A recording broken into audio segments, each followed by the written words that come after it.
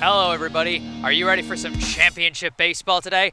I know I am. My name is Jesse Mayfield Sheehan and I'm here at East Boston Memorial Park alongside my color analyst extraordinaire, Jack Roach. We are here to cover the 2020 Lou Tompkins All-Star League Division A Championship game. In one corner, we've got Brookline, the team that survived a 12-inning marathon with a 3-2 win over Reading in the semifinals. And on the other side, we've got Medford, the team that edged the tournament's top seed Acton in their semifinal yesterday.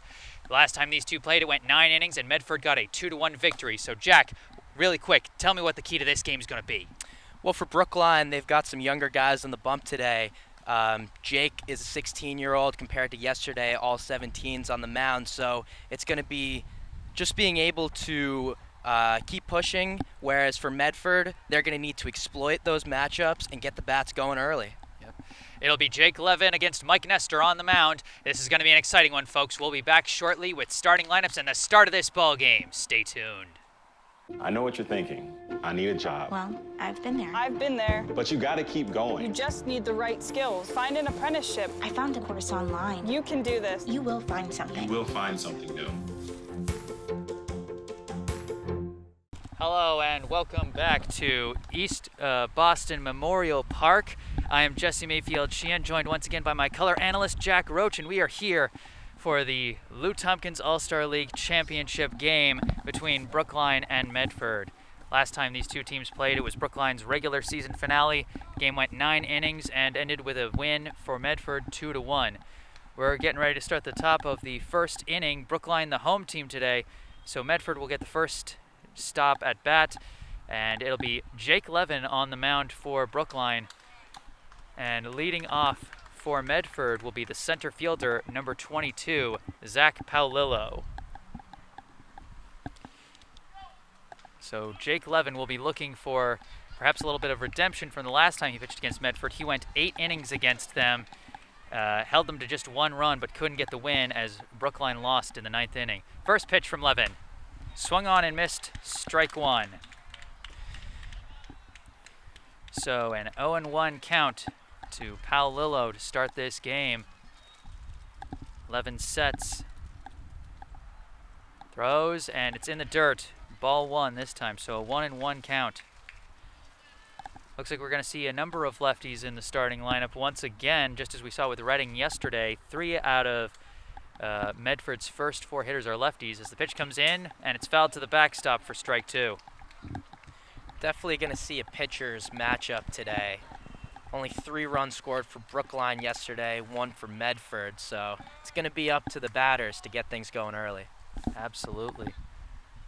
Forecast for today is a pitcher's duel with plenty of wind. As the pitch comes in, and it's high for ball 2. And that wind affects everyone. You know, it's tough on the mound. Those fly balls get carried. You know, the turf levels the playing field, but not easy for these guys. The 2-2 pitch from Levin. Just low, ball 3. And you talk about that turf, it levels the playing field both literally and figuratively. So I like that. Yeah. It's a good way to phrase it. Full count to Paolillo. The payoff pitch from Levin. And it's high for ball 4. Medford starts off with a base runner, and now coming up next, the second baseman, number 16, Sean Nestor. Jake's really a guy that lives by painting spots and hitting locations, and if he can't settle in early in this game, we're going to see some action for Medford. Levin checks the runner at first.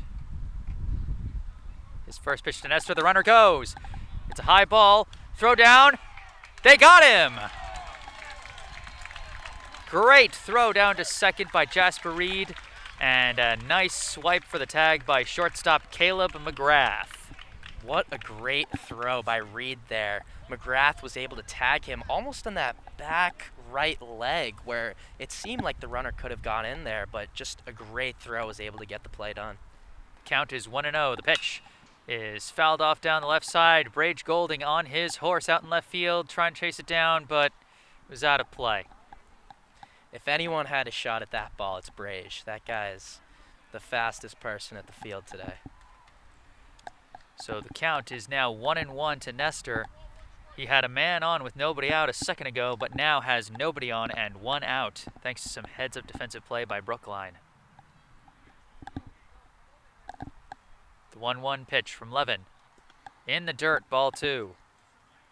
You know, this reminds me a little of what we saw with Caleb McGrath yesterday. He was struggling to find his spots early, but then once he settled in, you know, thanks to some good backup from his defense in the early game, he was able to hold Reading at bay and keep the game going. The 2-1. Swung on and connected. He lines it over the shortstop's head and into left field. So a single for Nestor. And now coming up, the shortstop, number 42, Matt Mitchell. It's funny to think it took Caleb a few innings to settle in, but you saw 6+ innings of really good pitching from him in that 12-inning game yesterday. Oh yeah, absolutely. He lasted a total of 8.1 innings for a very lengthy no decision, as the first pitch into Mitchell is outside for ball 1. Sean Nestor standing at first. Levin checks the runner, checks again, sets, throws back, and Nestor dives back safely. Think about how dangerous it is to get a runner on early in the inning, and you think about if Palillo hadn't been caught stealing, that single left center could have either put runners on the corners or perhaps even brought in a run. Another throw down to first, and again Nestor is back safely. The count is 1-0 to Matt Mitchell with 1 out in the inning and a runner on first here in the top of the first inning. Levin with the pitch. High and inside, ball 2. Brookline's got a very stout defense. You saw yesterday there are very few plays, other than that miscommunication in right field, that they didn't make, and it looks like we're going to see a bit of that today as well. Certainly any one defensive mistake could be costly. There's another throw down to first, and he's safe again. Levin not taking any chances over at first base. Definitely not. I mean, when you send the first base runner out to steal, you know that they're ready to play the small ball and get aggressive as the pitch is in, and it's high for ball 3. So a 3-0 count to Matt Mitchell. Last time Medford played against Brookline, Mitchell went 1 for 4 with a strikeout and an RBI.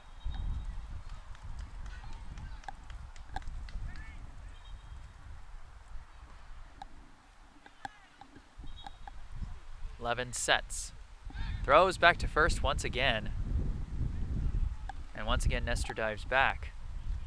You know, I almost figure at this point you gotta focus on throwing strikes, because if you throw a 4th ball, it doesn't matter whether you kept the guy from stealing second or not. Pitch is high for ball 4. So a 4-pitch walk to Matt Mitchell.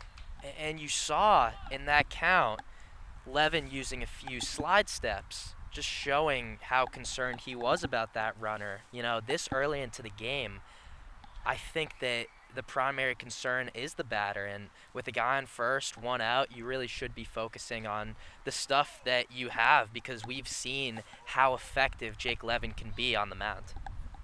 Well, we've got a meeting on the mound now between Levin, his catcher Jasper Reed, and his head coach John Busey. And coming to the plate, another lefty hitter for Medford. And this is their starting pitcher, number 12, Mike Nestor. Nestor, the last time he hit against Brookline, he went 0 for 2 with an RBI sac fly. Got Medford its first run in the first inning of that game, as the first inning was tough for Levin at that point too. He's now got runners on first and second with 1 out in the inning. Levin with the pitch, he shows bunt, and he pulls back for a high pitch, and that'll be ball 1.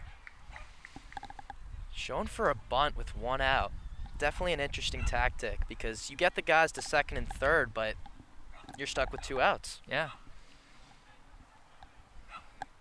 Certainly is a bold, aggressive strategy.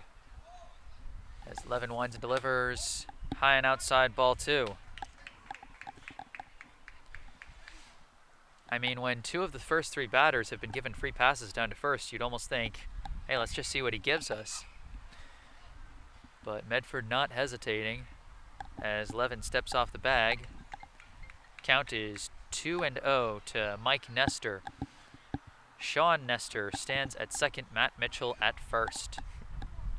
The pitch swung on and fouled down the left side. That'll make the count 2-1. Really is the ideal situation for your cleanup hitter here. Early in the game, got some guys on base, only one out. You know, go make some damage. We'll see if that damage can be made as we've got a 2-1 count to Nestor. Levin winds and delivers. He connects on this one and he sends it out to center field. Andrew Silverman tracking it out in center, and he makes the catch for Brookline. Throws it back into the infield as Sean Nestor tags and runs down to third. Mitchell holds it first. And Jesse, what we saw there, that was the wind taking the ball early on. Andrew Silverman, it almost looked like he was slowly jogging as if he was under it, but he almost broke out into a full sprint when the wind took it. So that's definitely going to be a factor throughout this whole game. And now we've got another left-handed hitter. This is number 32, Barry.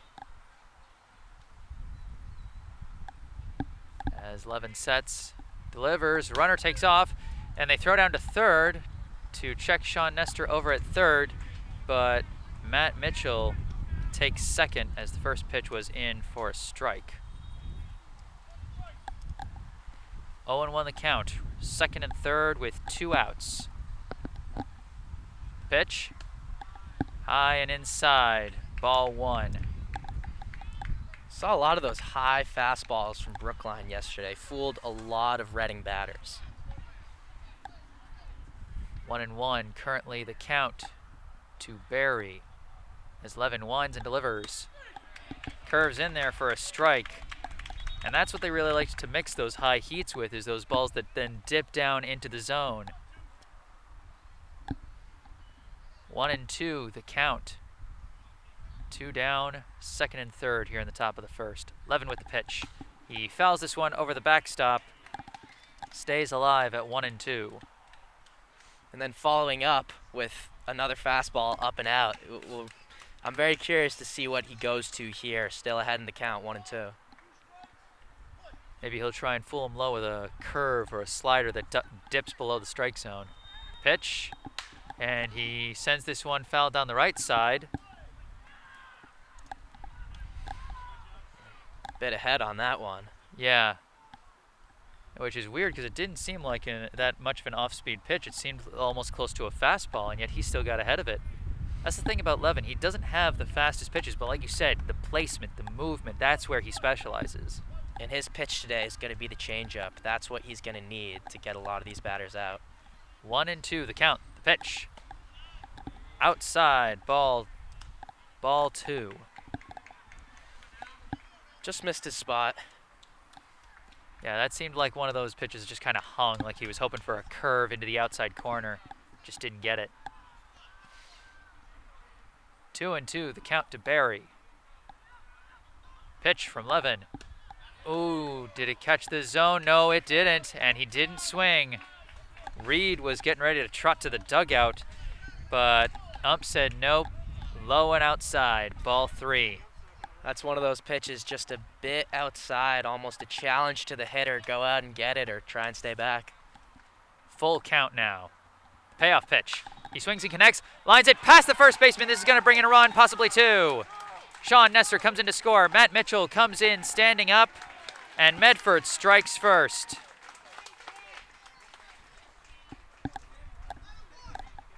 It's a tough play at first base. You know, ball almost curving towards him, and it looked like Martell almost flipped his glove over from backhand to front hand and just got caught in a tough position. Jack Martell playing at first base, not able to make the grab to end the inning on a tough line drive by Barry that drove in Nestor and Mitchell for the game's first runs.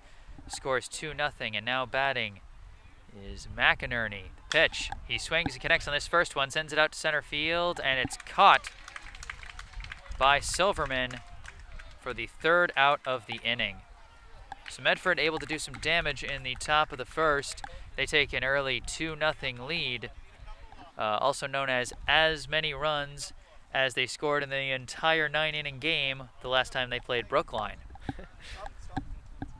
So Medford with a 2-0 lead as they doubled up their regulation total from that regular season finale they played against Brookline, which of course ended in a 9-inning 2-1 final. And now we get ready to start the bottom of the first. Brookline coming up against Medford's pitcher Mike Nestor, a southpaw pitcher. You don't see many of those in this league.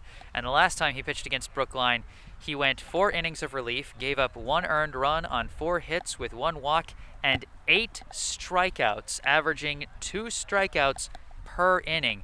This guy throws heat, let me tell you.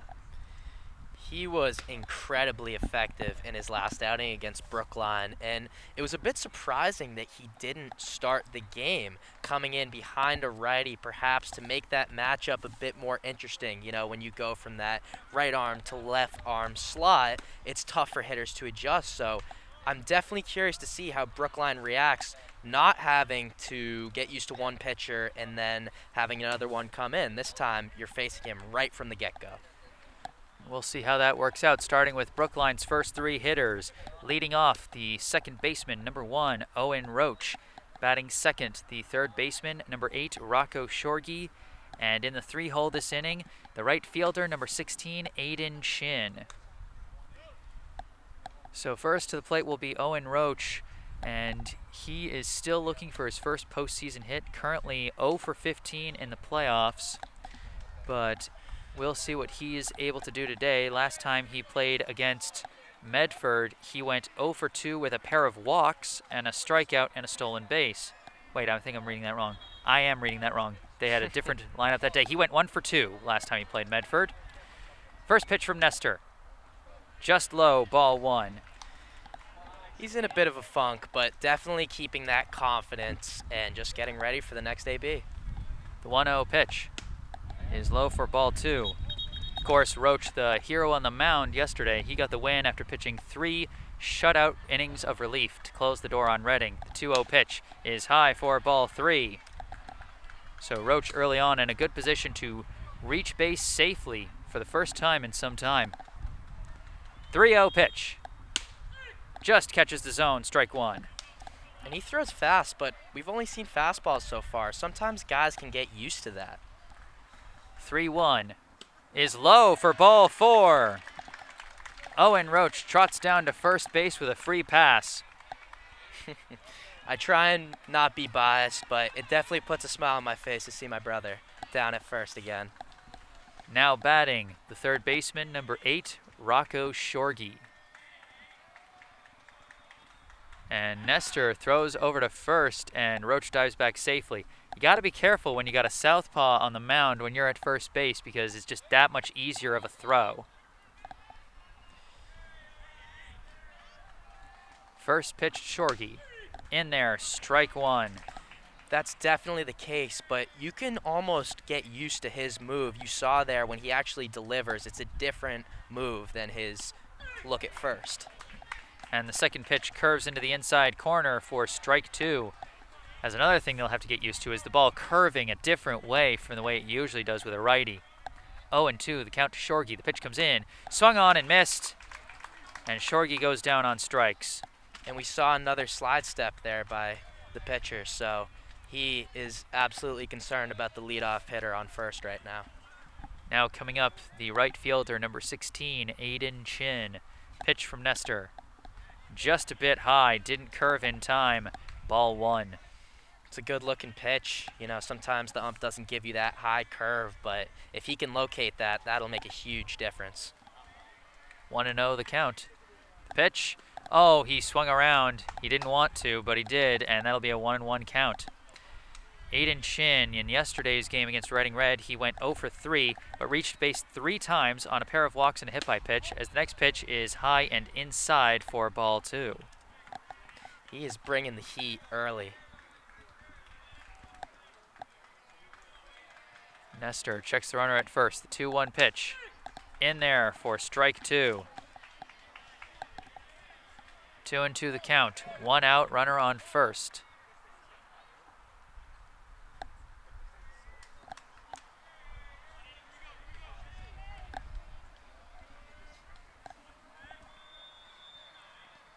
Nestor with the 2-2. No, he throws over to first. He's got a somewhat predictable move. When he delivers, he either uses the slide step or he leans back, high leg kick. But when he goes to first, more straight and quiet. The 2-2 pitch this time, and it's fouled to the backstop. Aiden Chin this postseason is batting 3 for 12 with a double, 2 walks, 2 hit by pitch, a strikeout, a steal, 2 runs scored, and 2 RBIs. Making his presence felt early in these playoffs. The 2-2 pitch once again, and it's high for ball 3. He was looking for a big drop on that curveball, and he just didn't get it. Just lost the grip on that one. I know the feeling. It just flies out of the fingers. Full count now to Aiden Chin.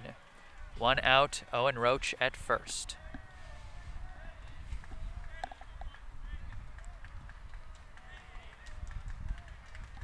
Pitch, and it's all the way to the backstop, and that's going to be a walk. Owen Roach was taking off like he was going to be able to steal a base, but he was getting that base for free, as it was. So Aiden Chin with his 3rd walk of the postseason, and 3rd in the past 2 days as well, as now coming up is the cleanup hitter, Jasper Reed, number 20, the catcher. First pitch, in the dirt, ball 1. So what is that you were talking about a situation you want your cleanup hitter to be in? I'm feeling a bit of deja vu here as we got runners at first and second with 1 out. The hero. The 1-0 pitch is in there for strike 1. Jasper Reed against Medford last time went 0 for 2 with 2 strikeouts. He'll be looking to put the ball in play one way or another today. 1-1 the count. Nestor with the pitch. Just outside, ball 2. If he wants that curveball to be effective, he can't leave it high. He's not getting that call. Doesn't seem to be the case, as the count is now 2-1. Nestor checks the runners and delivers. It's in the dirt, ball 3. Some nice covering by the catcher. And that's going to be hugely important today. Count is 3-1 to Reed. The pitch. He swings and connects on this one. Skies it out to center field. It's going back. Roach tags, and he takes off for third. Aiden Chin almost forgets to run back to first, but he eventually does, and he has plenty of time. And so we've now got runners on the corners with 2 outs. I'm feeling that deja vu again, because this was the exact same thing that happened when Nestor himself was at the plate as the cleanup hitter. And the number 5 hitter was able to get stuff done in the top half of this inning. We'll see what Brookline's number 5 hitter, the shortstop, number 15, Caleb McGrath, can do. And Nestor throws down to first to check on Aiden Chin. And Chin dives back safely. A lot of space in that left field gap between the line and the left fielder. If he can hit one down the line, that ball is going quite the distance. Nestor with the pitch, catches the low corner, strike 1. And you talk about the amount of space.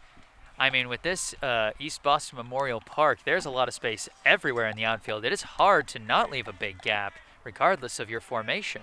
Huge field. The 0-1 pitch. He checks his swing, and it drops low and outside, ball 1. I've been instructed to give special shout-outs to the McGrath family. They're all over the place. Maine, New Jersey, even Okinawa, Japan. Absolutely. We love our international support as the 1-1 pitch comes in and is low for ball 2. And McGrath has certainly earned his following with the way he's hit this postseason. 6 for 11 with 4 doubles, 2 walks, a hit by pitch, 4 steals on 6 attempts, 6 runs scored, and 4 RBIs. As the pitch comes in, it's in the dirt, and it's blocked again by the catcher, but that'll be ball 3. He's been spiking that fastball into the dirt. If he can stay on top of himself, he's going to be able to be a real problem for Brookline today. 3-1 the count. Nestor with the pitch, runner goes, hits a grounder over to third, fielded by the third baseman, thrown over to first, and that will end the inning. Brookline manages to get runners on the corners, but they aren't able to do any damage as Medford remains in the lead 2-0. We get ready for the top of the second as McGrath a little slow to head back to the dugout. Was he holding his shoulder there? I couldn't quite see. What did you see? I didn't see it, but he's clutching it right now, his left shoulder, holding that with his right arm. You know, he's a guy that's dealt with a couple injuries this year, and it looks like he's talking to Coach Bucci now on how he's feeling. But for now, it looks like he's going to stay out there.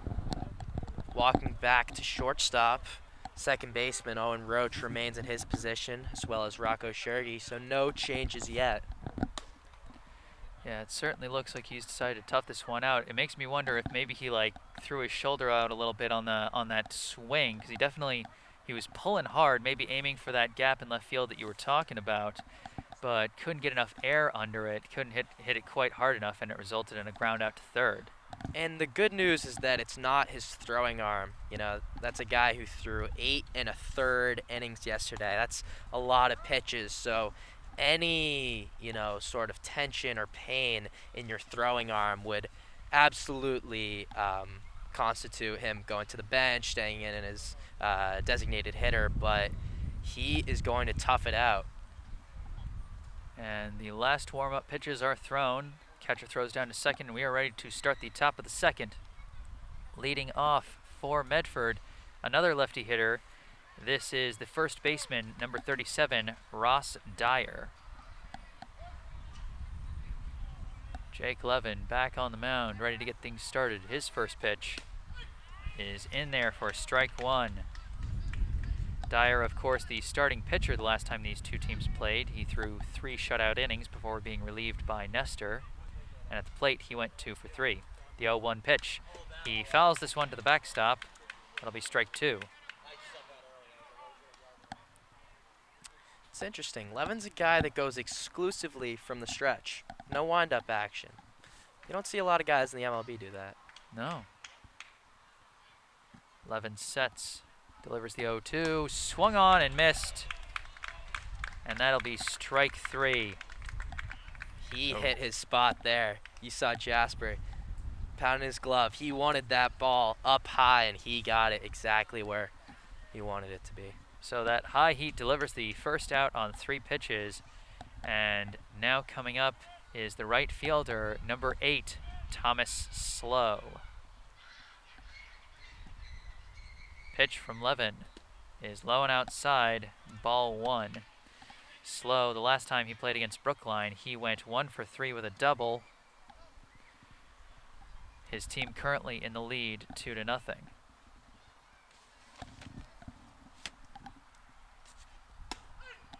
And the next pitch is in there for a strike. So the count will be 1-1 to Slow. As we've got a few raindrops out here at Memorial Park along with the wind. And the next pitch comes in, and it's in the dirt for ball 2. I'm here pulling out my umbrella, not for my sake. I don't mind if I get wet, but for God's sake, save the tech. Yeah, do not want to get a broken computer. 2-1 pitch. Just misses the outside corner. That'll be ball 3. That is a good look. Just missed this spot. That low and away fastball. Levin with the 3-1 pitch. Just misses the low corner, and that'll be ball 4. So Levin still trying to figure out with today's official where his strike zone is, because that's another thing. We talk about getting used to new pitchers. You got to get used to, because the officials are human. You know, this is not me saying it to bash it. They are human, and so they're going to have subtly different strike zones. As now coming up with a runner on first, the extra hitter, number 27, Shane Grant. First pitch, swung on and missed, strike 1. Shane Grant, the last time he played Brookline, he went 0 for 4 with a strikeout. Currently has 1 out and a runner on first. Pitch, catches the corner that time, that'll be strike 2. Finally giving him the low strike. Yes.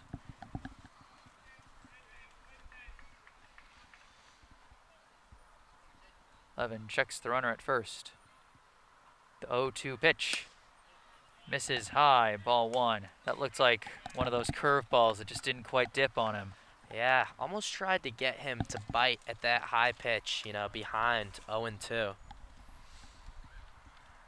1-2. The count, the pitch from Levin is outside, and that's ball 2. That's one of those ones he just lost control. That might have slipped a little bit because Reed had to make a sliding move to his right in order to collect that one. Definitely a misfire, but a good idea trying to go to the off speed in that 1-2 count. Now 2-2 the count, the pitch. Catches the corner. They throw down to first. The pickoff fails, but they do get the strikeout. So second out, courtesy of a looking strikeout. And now coming up is number 0, the left fielder, Seppi. And great job by Reed, able to keep that strike in the zone, get the call, and then still take his shot at first base. Yep. And the fact that it was an outside pitch really sort of lended to one smooth motion.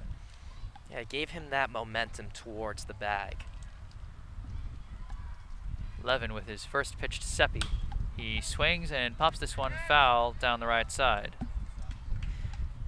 We talked about yesterday how juicy that high pitch can be. A lot of guys will swing at it, and we definitely are seeing that in this count early. 2 outs. Runner at first here in the top of the second. Medford leads 2-0 as Levin delivers the pitch. It's connected, sent out to left, and Golding charges in and grabs it. So that'll end the top of the second inning. Medford gets one man on, courtesy of a walk, but Levin puts down all other hitters, 2 strikeouts and a flyout. Score remains Medford 2, Brookline 0 here in this championship game of the Lou Tompkins All-Star League Division A. Definitely a cleaner inning for Brookline and Levin. They'll look to keep that going. Some early mistakes got them into some trouble, giving up 2 runs, but definitely got that stout defense back. Levin was hitting his spots, getting the calls he wanted, and Silverman will look to get things going for Brookline's offense. Yes. As you say, leading off the bottom of this second inning will be Brookline's center fielder, number 22, Andrew Silverman. Following him up in the batting order today will be number 27, the designated hitter, Eli Rothman. And then after that will be the first baseman, number 6, Jack Martell, as head coach John Bucci getting ready to man his position over at third base as the third base coach for the inning. Can't forget about first base coach Dante Shergi with his classic run behind the catcher, going to first base. Oh, how can you forget the classics? No, he's a good friend of mine. He was my first friend when I moved to Brookline. Yeah. So now stepping into the box against Medford's starting pitcher Mike Nestor is Andrew Silverman. Pitch. High for ball 1. Silverman actually one of the guys who was able to get a good piece of one of Nestor's pitches the last time these two teams played. As next pitch comes in, catches the high inside corner for strike 1. Silverman adds some really great defense out in center field, but he also offers a good deal of power at the plate. 1-1 pitch is low for ball 2. Last time Brookline and Medford played, Silverman went 2 for 4 with a double and an RBI. He now faces a 2-1 count. Pitch, he swings and connects, sends a grounder past the third baseman, and this will go for at least 1. He's going to hold it first with a single down the left field line. And he can thank the turf on that one. Sometimes a higher grass will slow the ball down, but a hard ground ball towards the third baseman on turf. Now that's not an easy play to make, and this time got by him. Now stepping to the plate, the designated hitter, number 27, Eli Rothman, as they throw back to first, and Silverman gets back safely. Yeah, you know, you really think about it, the more even kilter of the field can make things easier for the fielders, but on those harder hit balls, it's going to come faster. As we got another throw back to first, and Silverman was a little too lax getting back, and he was testing it, but he does get back safely. Got back in time, but no head first dive. He might want to reconsider that going forward. Now Nestor with the first pitch to Rothman, catches the high corner, strike one. And he got fooled this time. Nestor went to the plate, but Andrew went back towards the bag. You got to stay frozen on these guys. Now the pitch swung on and fouled to the, I'm not sure whether that was fouled to the backstop or whether it just got away from the catcher's glove. Either way, Silverman did not take off, and the result is an 0-2 count to Rothman. Bit of confusion on Brookline's side. We heard a bat call at first. He went to the plate. Maybe a bit of crossing over. 0-2 the count. And this one's in the dirt and skips past the catcher, and this one will be a wild pitch as Silverman trots down to second. And that really opens things up for him as a base runner, because you talk about how much he was getting fooled at first base by Nestor's moves. Now he can take a comfortable lead off of second and be ready to take off if Rothman hits. The 1-2 pitch. And catches in with the low corner, strike three.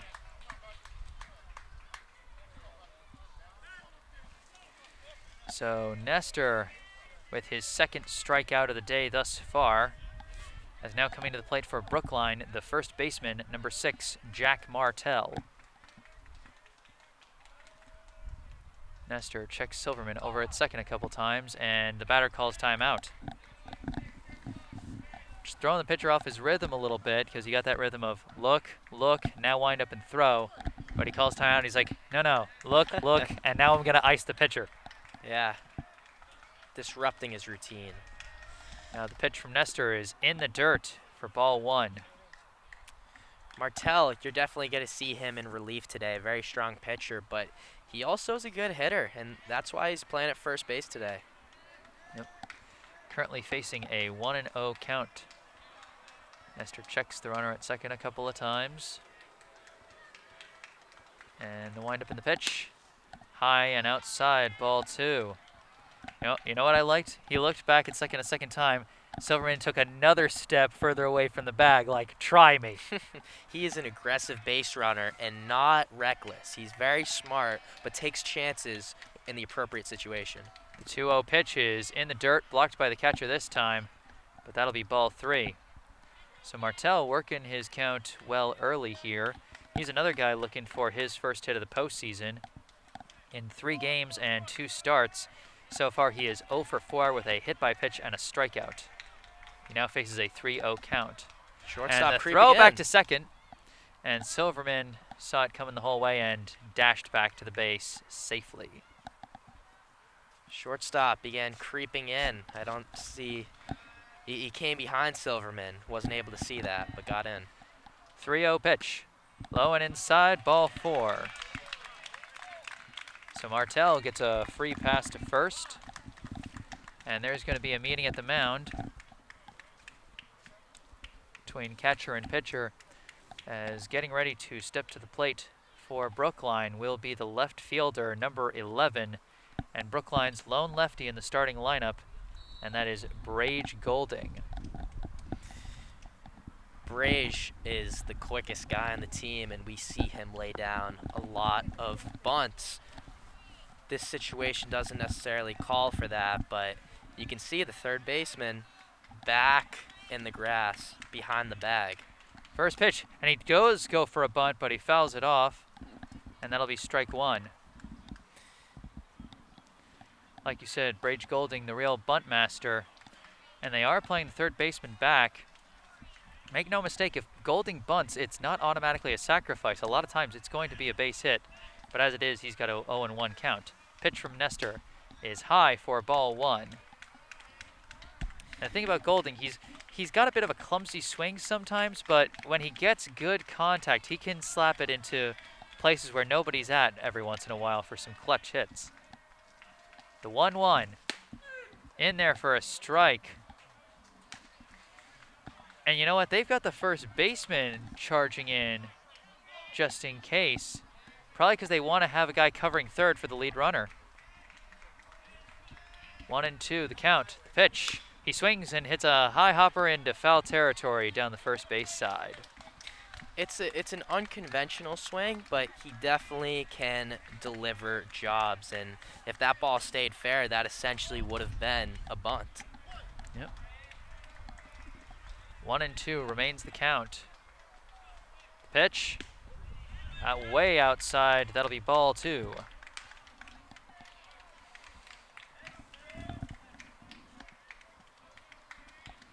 Rage Colding fighting here with a 2-2 count. 1 out, first and second. And Nestor steps off the bag to check the runner at second, and Golding calls a timeout and steps out of the box. We're here in the bottom of the second. Medford leads Brookline 2-0. Nestor delivers the pitch. He swings and skies this one. Shallow center field. It's being chased by the center fielder, and he's under it. So a fly out to center field, not deep enough to move the runners, and that'll be the second out of the inning as we cycle around to the top of the lineup with the second baseman, number 1, Owen Roach. 2 outs, man in scoring position. Not a bad hand dealt to Owen Roach here. Nestor checks the runner at second and fires. It's in the dirt, ball 1. Roach, his last time up, he walked and thanks to his teammates was able to make it all the way to third base, but he was stranded there because Brookline currently is off the board, trailing Medford 2-0. The 1-0 pitch, runners go, he shows bunt, pulls back, the throw down to third, and Silverman slides in safely. And Martell advances to second as well. And that bunt attempt was just a tactic to get in the way of the catcher in his delivery to third. 2-0, the count to Roach. Pitch catches the inside corner for strike 1. It's 2-1, the count to Roach, who now has runners on second and third with 2 outs here in the bottom of the second. Pitch is high for ball 3.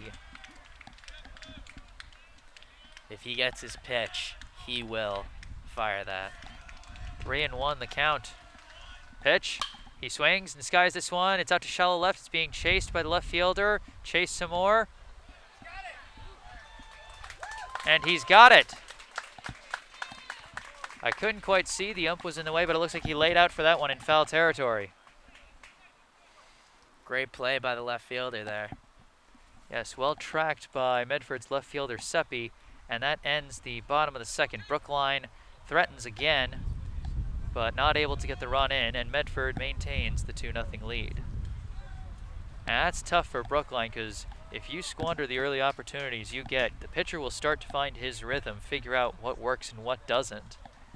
You know, it's sort of like those old stories they tell from the World Wars, where the planes would come back and they'd see which ones came back, where the holes were, and they'd fortify every other area that besides the ones that were hit. You know, the pitcher's going to see, okay, this pitch didn't work, so I'll throw everything except that. And as we get ready for the top of the third. And then on the flip side of that, batters get a better sense of what's coming when you have more information on a pitcher. You know, what he throws when he's ahead, what he goes to when he's behind. It's all information that, I mean, sometimes you'll see MLB hitters taking notes in a little notepad on what they saw, and just that is a huge benefit to the hitters.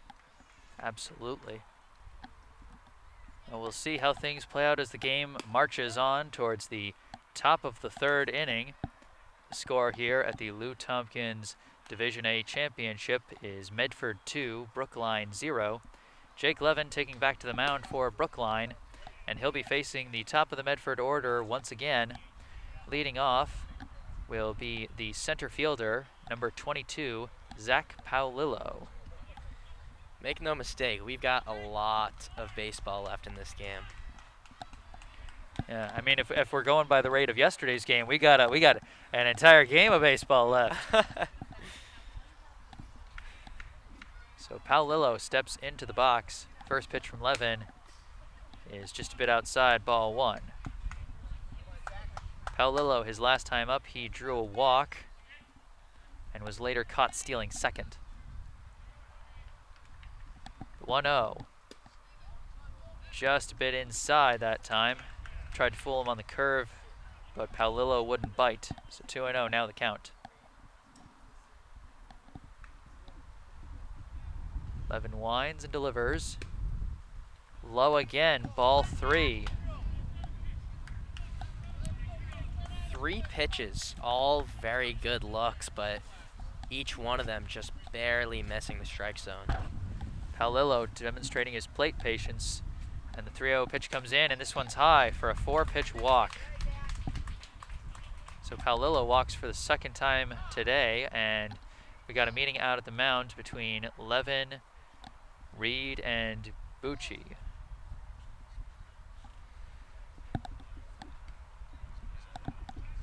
Due up for Medford will be number 16, the second baseman, Sean Nestor. With no outs and a runner on first, and a bit of a deja vu of the top of the first inning. Of course, this time the situation a little different as Medford leads 2-0.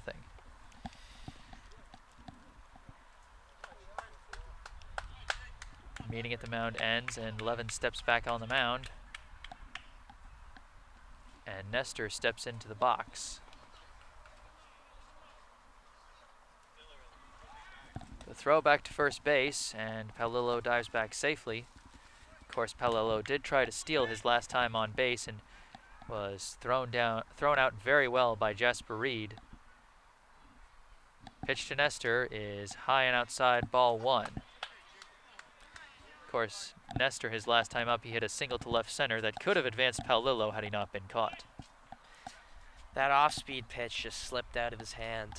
We'll see if he can regain that control that he's been able to have in these first 2 innings. 1-0 the count, the pitch from Levin. Catches the low corner that time, strike 1.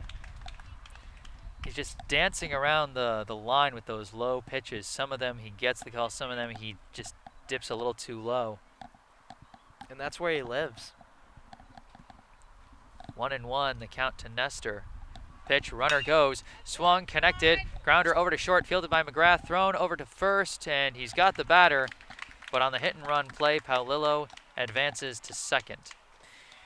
Great job by Caleb getting back into position. He was going to the second base bag, getting ready for a throwdown on the steal, but the ball hit to the right of him, and his ability to get back and make the play at first was just a great showing of defensive effort. Now coming up to the plate is number 42, Matt Mitchell. 1 out, runner on second. Pitch. Catches the high corner, strike 1. Ump took a bit of a pause before he called that strike, and you kind of wondered, did he just miss the zone again? Absolutely. 0-1 the count. Pitch, low and away, ball 1. Mitchell, his last time up, drew a 4-pitch walk, and later came around to score along with Sean Nestor on the RBI single by Barry. 1-1 the count. Levin steps off the mound to check Paolillo over at second.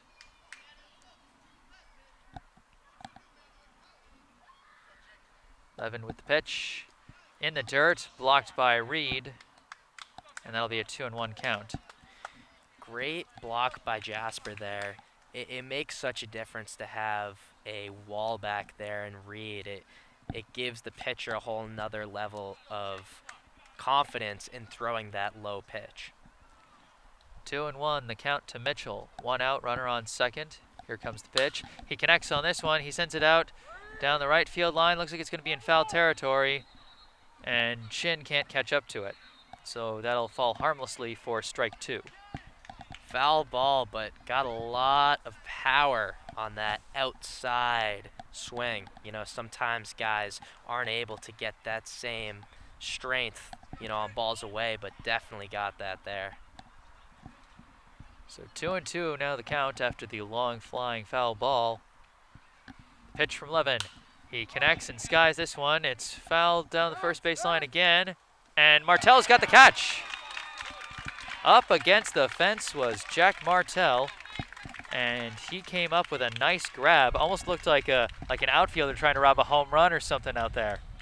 As a former first baseman, I can tell you that ball with this wind is not an easy play to make. He was up against the fence and then pivoted to his right foot and was able to make that grab. So now with 2 down and a runner on second, up comes the pitcher, Mike Nestor. First pitch from Levin is high and outside for ball 1.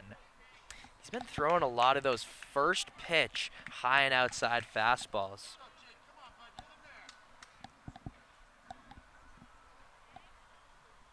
Levin looking back at second, looking back again. The 1-0. Catches the high corner this time, strike 1.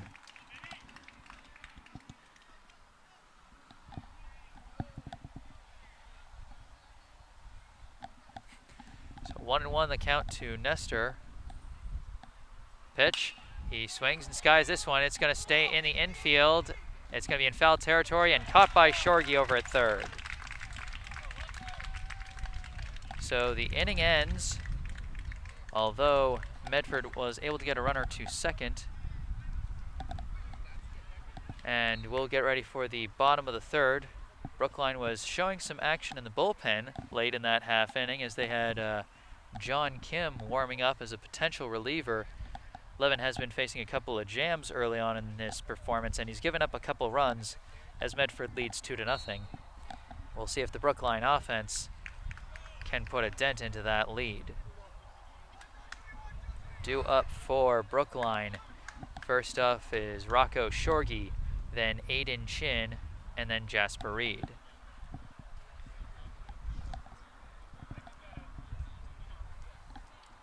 That is a difficult part of the Brookline lineup to get through.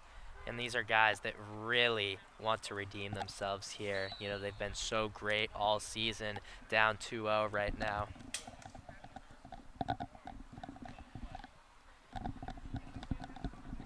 Rocco Shurgi is a guy that really battles to get on base, fouling balls off. There's never a quick at bat with Rocco. It's never 1, 2, 3. It's always fouling balls left and right, and it's been that way since Little League. Well, ironically enough, Shorgy actually, his last at bat did go down on 3 pitches. But you're right that the typical at bat for Rocco Shorgy is that he fights. He's got a good eye for the strike zone. He's got good resilience for fouling off pitches. It's part of why he was such an effective number 2 hitter in getting on base and setting up the meat of Brookline's lineup to knock him in. And of course, it was him who scored the go-ahead run yesterday on the ground rule double by Jasper Reed in the top of the 12th inning of what was supposed to be a 7-inning game. So Shorgy stands in to start the bottom of the third. First pitch from Nestor dips low, ball 1.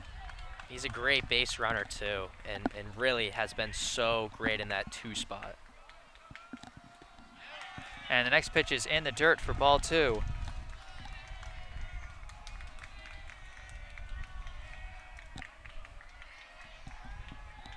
Two and 0 the count. Good position to be in for Rocco. The 2-0 pitch from Nestor. He swings and connects on this one, skies it out to shallow right. It's being chased after and caught by the right fielder. So nice catch out in right field by Thomas Slow of Medford, and that'll be the first out of the inning, as up comes Brookline's right fielder, number 16, Aiden Chin. First pitch from Nestor. Catches the zone, strike 1. Of course, Chin, his last time up in the bottom of the first, he managed to draw a walk after battling a little bit. This time, the pitch is low for ball 1, so we've got a 1-1 count.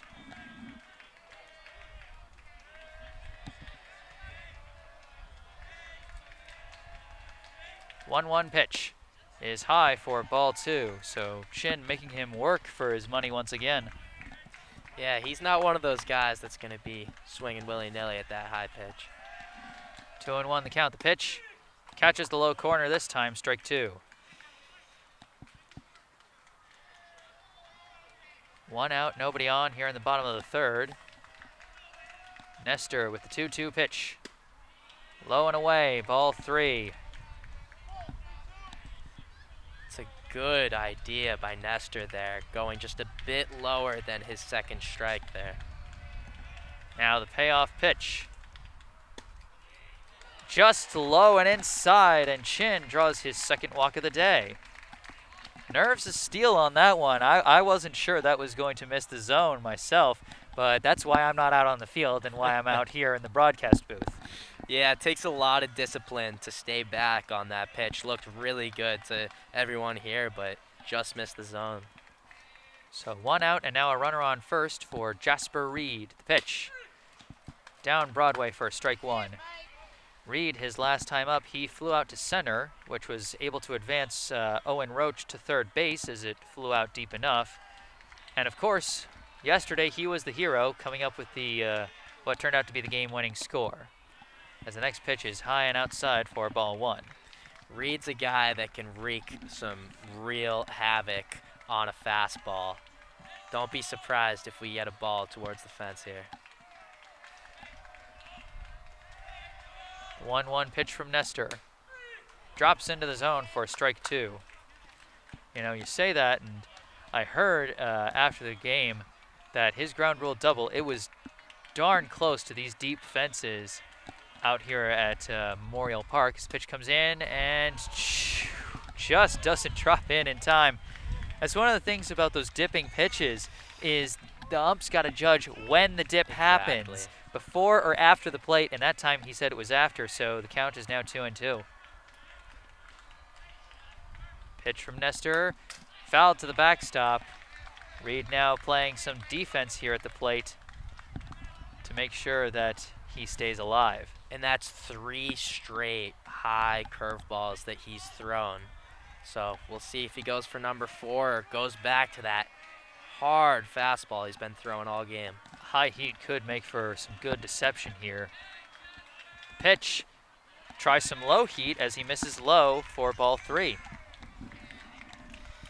Yeah, you see a bit of frustration from Nestor there, spiking it into the righty's batter's box, just missing his foot. So a full count now to Jasper Reed. Runner on first, 1 out here in the bottom of the 3rd. The payoff pitch. Swung on and fouled down the third base line. I've definitely seen Nestor get frustrated at other points in the game. I mean, when he gave up the tying run of that regular season game, he was livid as he went back to the dugout. And as a pitcher, you've got to be able to keep your cool. We'll see if that has any effect on him. Count remains full.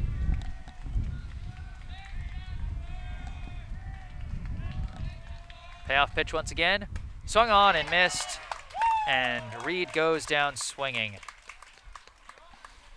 And he didn't take a single look at first base. We've seen a couple pickoffs throughout this game, not even paying any attention to Chin there. You could tell he was completely fixated on the batter, Jasper Reed there. Now Caleb McGrath steps into the box. First pitch to Caleb McGrath, curves in there for strike 1. McGrath, his last time up, grounded out to third to end the bottom of the 1st inning.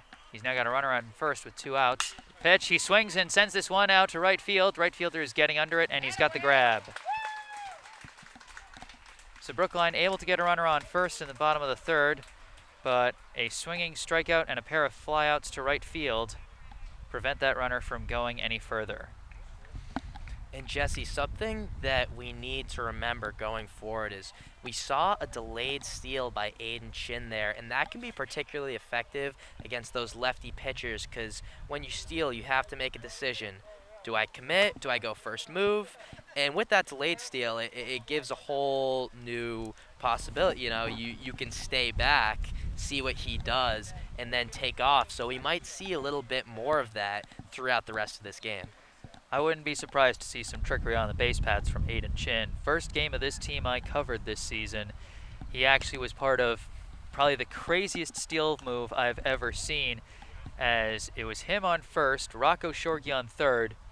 Chin just starts walking over to second base while the pitcher's not even doing anything. Eventually, halfway there, the fielders realize, and the pitcher tries to chase him down and tag him for some reason.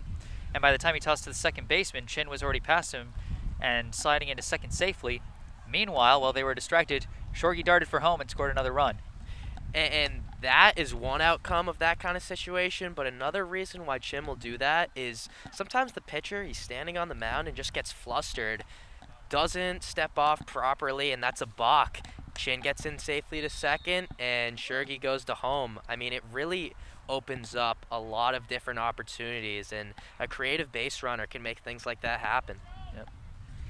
Well, Brookline will have to wait for their chance to pull off something like that. It is not their turn on offense. They are on defense now here in the top of the fourth.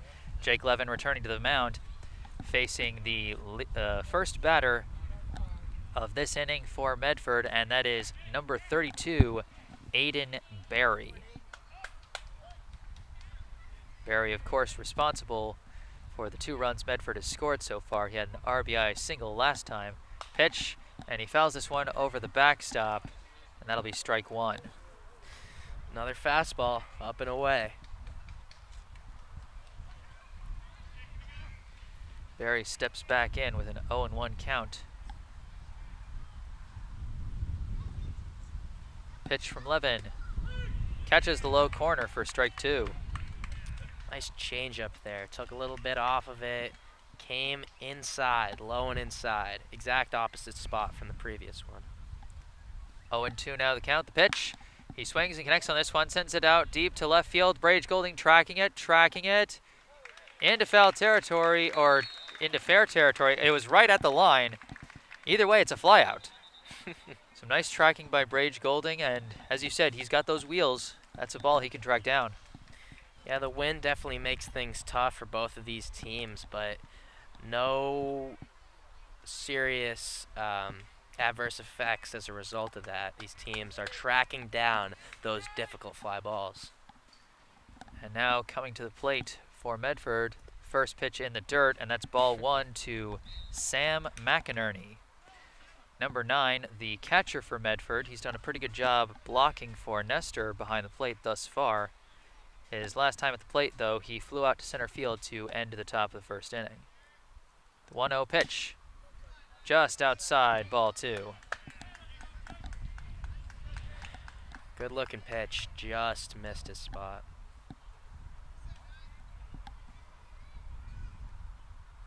2-0 pitch from Levin. He swings and connects, sends this one out to left field. Golding tracking it. Had to change trajectory with the wind there, but heads-up reaction by Golding as he catches another flyout. He's one of those guys that doesn't always get the best reads, but just his athletic ability and quickness makes up for it. He can get to those balls easily. Now coming to the plate, number 37, the first baseman, Ross Dyer. First pitch, catches the corner, strike 1.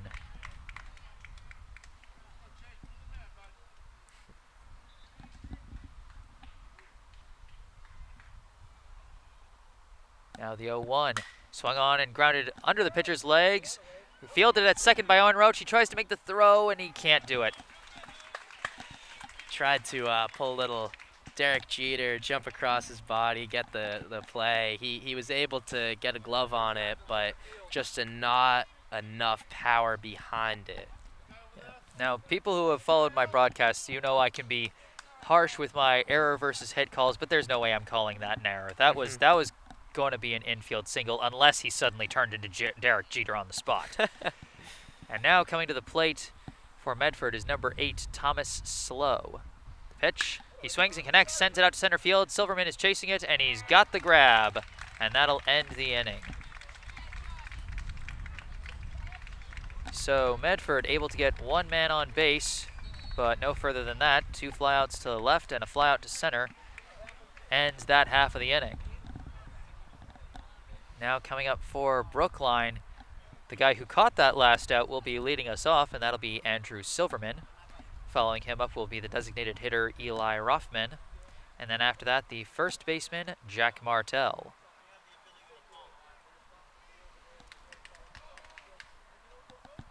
So Brookline's been able to threaten a couple times, as I think we've got a new pitcher. Here in the bottom of the fourth, Medford has made a pitching change. This will be number 42, Matt Mitchell, in for Mike Nestor. And the only possible explanation for that has to be either pitch count or discomfort in the arm, because you can't put a much better performance on than what Nestor's done so far. Yeah, Nestor certainly one of the harder throwing arms, and he's certainly got a lot of talent and potential. It makes me wonder if it's one of those things where, like you said, they keep him on a limited pitch count. He's only allowed to pitch a certain amount because you got to save his arm for, you know, what potential college career he might have after this. Definitely, and I believe the restrictions are, what, 35 for a day here in this weekend and 95 across 2 days, something like that. So if he, you know, made an impact yesterday and got them into this game, he was on a short leash regardless. Well, either way, you talked about getting used to new pitchers earlier in this broadcast. Brookline switching from facing a southpaw to facing a right-handed thrower. So they're going to, just as they got used to that ball curving the opposite way from what they're used to, all of a sudden it's back from what they're used to. And as Master Yoda once said, you must unlearn what you have learned. It is definitely difficult to adapt to a lefty, you know. For some reason, it's just very tough to get used to that left arm slot, and perhaps a righty coming in could make all the difference for Brookline. We'll see if they're able to get that treasured first run across as they currently trail Medford 2-0 here in the Lou Tompkins Division A championship game.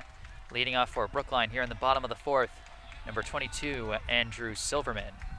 Mitchell's first pitch is high for ball one. New pitcher, but no absence of heat. Now the 1-0 pitch. It's fouled off of Silverman's foot, and that'll make it a 1-1. That ball was ricocheting like a pinball off of Silverman's body, off of the catcher a little bit, bouncing everywhere but in fair territory. That's right. 1-1 pitch. High for ball two. Medford certainly got plenty of depth on the mound. Like you said, we got even more heat coming after Nestor left the mound. This pitch is in there for strike two. Silverman now facing a 2-2 count. And Silverman just gave us one of his traditional head shakes. Usually happens before something big. The 2-2 is high, out of the catcher's glove, but one of those situations where a passed ball is completely harmless. And that was the first off-speed pitch we've seen from Mitchell here, and really wasn't all that close to the zone, so that'll be crucial for him to be effective. Now the payoff pitch. He connects on it, skies it out to left, left fielder is under it, and he catches it. High fly ball. We've seen a lot of those from Brookline today, and if they want to change the outcome of this game, they're going to start having to hit those line drives, those balls that, you know, create some fun on the base path. Now at the plate for Brookline, their designated hitter, Eli Rothman. First pitch in there for strike one. You know, you talk about how they got to get those line drives, like square up or get over those pitches a little more. When they're working the high zone so much, that's got to be tough. 0-1 pitch. Catches the high corner again, strike two. Because Medford is loving the high part of the zone today. It's difficult to get around that pitch. I could never do it myself. The 0-2 pitch to Rothman is in the dirt. It bounced in the dirt about 5 feet in front of the plate and skipped over the catcher's head. But again, with no men on, that's just a harmless ball. Yeah, Mitchell didn't seem too happy with the divot in the mound there. 1-2. Rothman checks, and the ball is high for ball 2. Good discipline staying back on that one. The high pitch can get really good looking, and sometimes it's difficult to lay off of it. 2-2 the count. Pitch is high for ball 3. The other thing you got to wonder about those high pitches, because they're at eye level, you wonder if there's just a human instinct to just be like, oh gosh, it's coming right at me. You know, I got to swing at it. Rothman facing a full count. The pitch just low and outside, and that discipline pays off with a free pass to first. It was a good-looking pitch. It may not have been where the catcher called for it because he had to reach across his body, and when you do that, you become susceptible for the ump to not like the look of that because the glove's moving all over the place. Throw back to first, and Rothman dives back safely.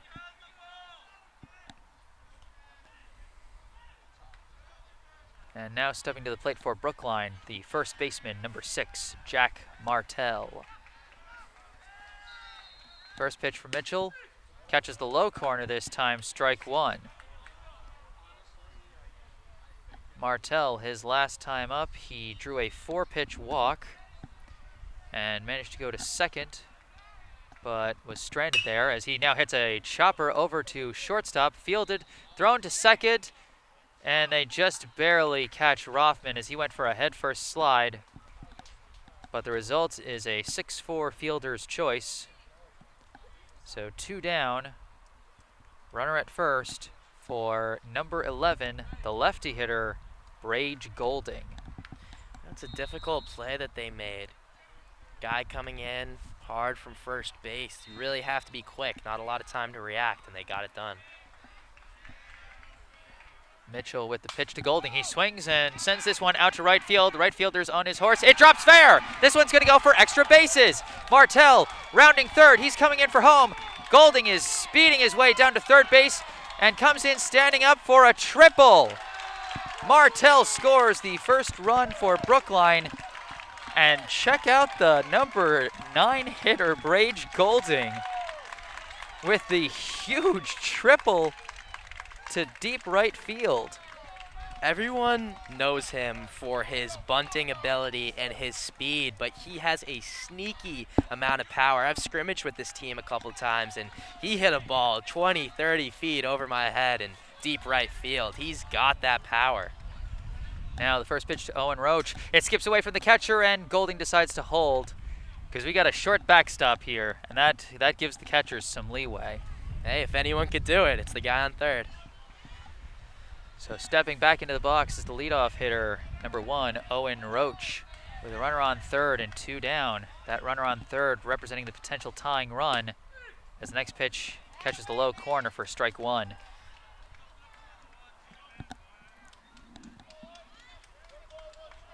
A lot of inconsistency on what the low strike is today. Pitch catches the corner again, strike 2. Roach looking to get his first hit of the postseason and drive in the tying run here in the championship game. Pitch outside, ball 2, as I really do wish someone would shut off that car alarm. That's gotta be distracting. 2 strikes here. You can see Roach choking up a bit on that bat, shortening his approach here. The 2-2 from Mitchell. He fouls it to the backstop and stays alive. It's not an easy pitch to hit, just fouling that off back to the backstop. You got your wish. Hey, you're right. They shut the car alarm off. 2-2 still the count to Roach. The pitch swung on and missed. And that'll end the bottom of the 4th. Brookline able to do a little bit of damage courtesy of Brage Golding with a big triple to the right field line that drove in Jack Martell for the team's first run. The score after 4 is Medford 2, Brookline 1.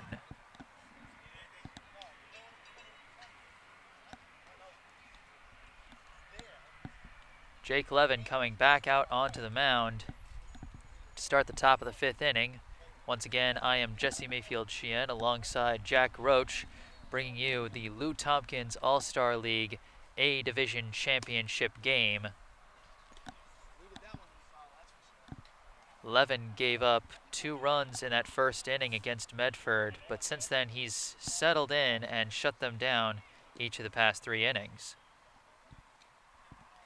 Yeah, it's going to be interesting to see how deep he goes into this game. Coming in behind him will likely be either first baseman Jack Martell or currently on the bench John Kim.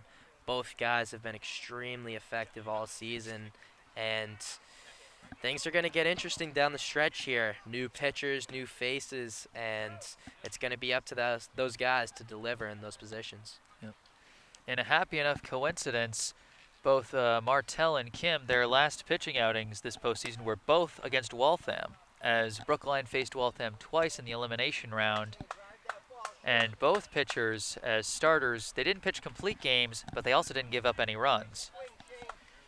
Leading off in the top of the 5th for Medford is Shane Grant.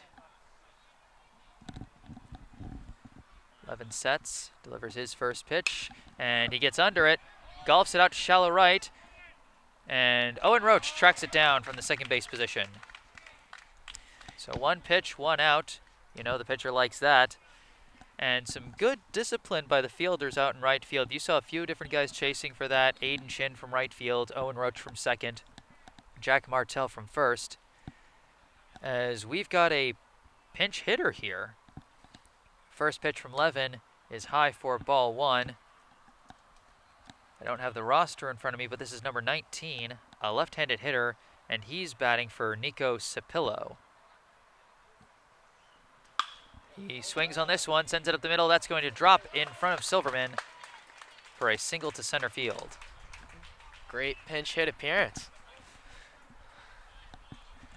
And now we cycle back to the top of the batting order for Medford with the center fielder, number 22, Zach Paolillo. Paolillo has been a dangerous, patient hitter so far. He's walked twice, and he's now got a man on first with 1 out. First pitch, catches the corner, strike 1.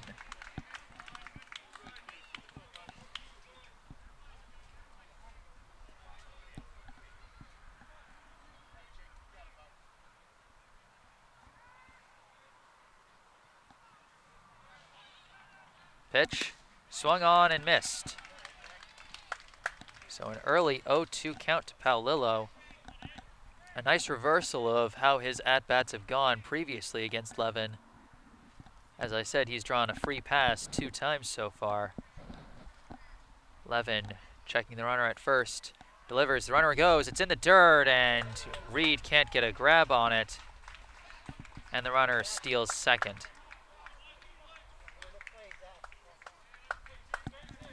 Fortunately for Medford there, ball in the dirt, preventing catcher Jasper Reed from making a play at second base on the steal attempt. 1-2, now the count to Paolillo. The pitch is high for ball 2. You know, that's more the kind of pitch you want to see when a runner's taken off, the kind of high pitch that allows your catcher to make the jump up right away and throw to second. Definitely. 2-2 the count. Levin pitches, swings. It's a slow dribbler over to first, fielded easily by Martell. He steps on the bag.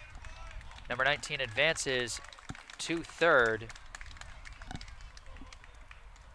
And there are 2 outs now. As now coming up is Sean Nestor. Nestor has moved from his original position at second base over to the shortstop position, as the original starting shortstop Matt Mitchell has taken over on the mound for Medford. First pitch from Levin, just outside, ball 1.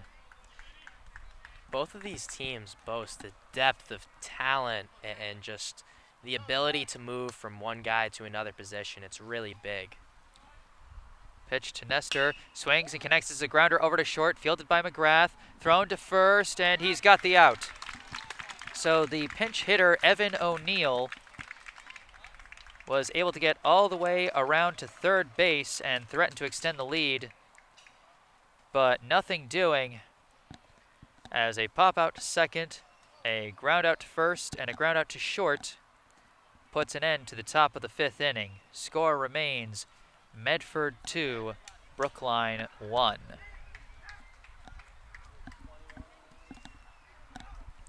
Once again for ASPN HD, I am Jesse Mayfield Sheehan alongside my color analyst extraordinaire, Jack Roach, bringing you the broadcast of this Lou Tompkins All-Star League A-Division Championship. As returning out to the mound for the bottom of the 5th is Matt Mitchell for Medford, the original starting shortstop. He has moved to the pitcher's position. As I said, Sean Nestor moved from second base over to short. Ross Dyer, the original first baseman, moved over to second to replace Nestor.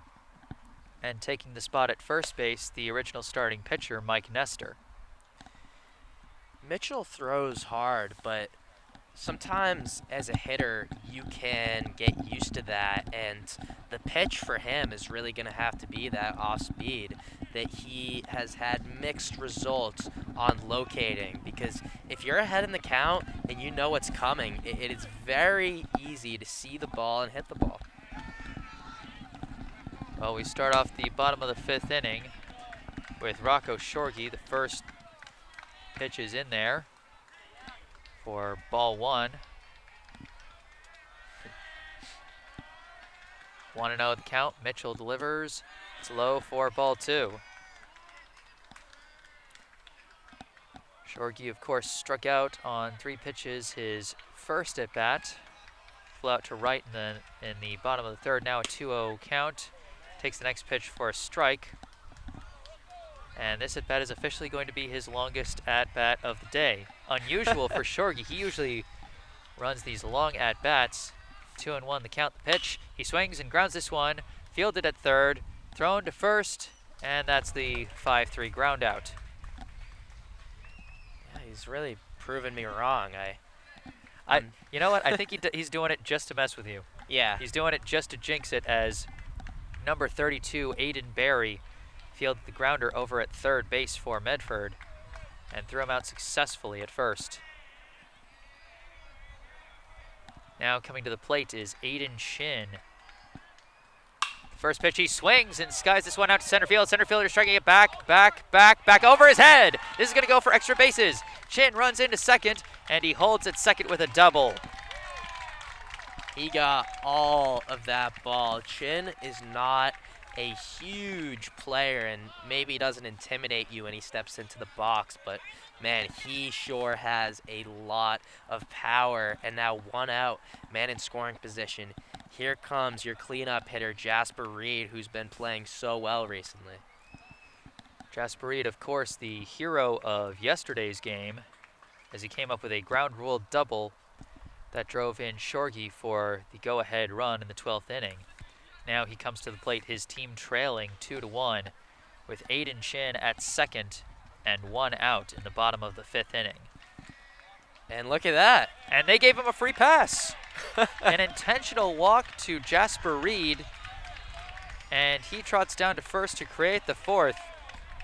And you always wonder whenever that happens how the next batter feels, and that next batter is also a dangerous one, and that's number 15, Caleb McGrath.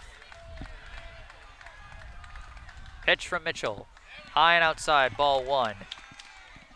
Yeah, McGrath has been a master of those extra base hits. 4 doubles this postseason, including 1 yesterday that led to Brookline scoring its first run of that game. The 1-0 pitch, runner taking off for 3rd.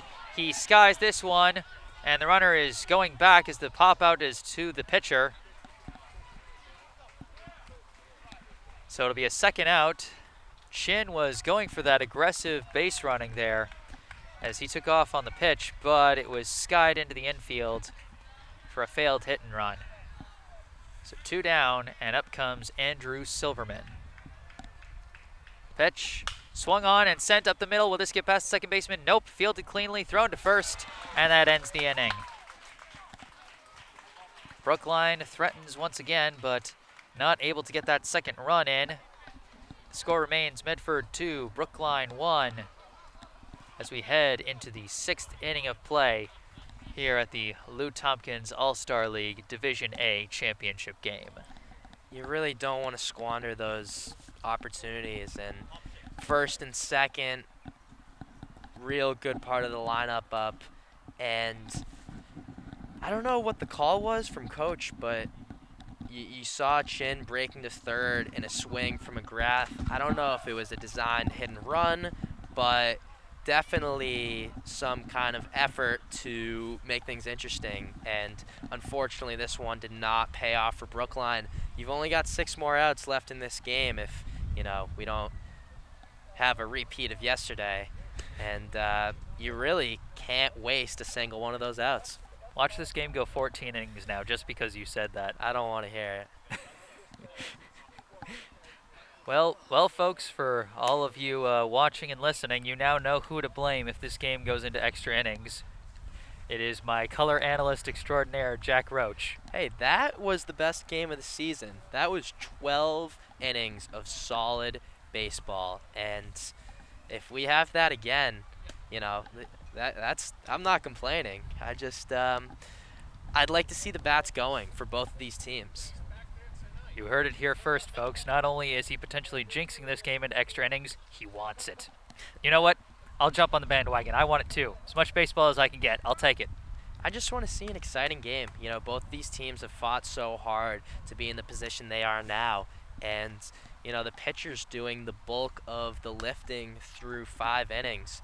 And, last 2 innings of the season for these guys, I would not be surprised if we saw a lot of action. Well, we'll see if the action comes here in the top of the 6th. Leading off for Medford, their relief pitcher, number 42, Matt Mitchell. First pitch from Jake Levin. He swung on and skied it to the right side in foul territory and just bounces off the top of the fence. Jack Martell was chasing it from the first base position. He was looking for another grab up against the fence. Couldn't get it that time. It was bouncing out of play. So 0-1 the count instead. Tried holding back on that off-speed pitch, but ultimately just a tad bit too early. 0-1 the count, and Levin steps off the mound. Levin had a rough first inning, giving up 2 runs on the single by Aiden Barry. Since then, he's settled down and kept the Medford bats relatively quiet. The 0-1 pitch. Swung on and grounded over to third, fielded cleanly by Shorgy. Thrown to first, clean throw, and that's an out.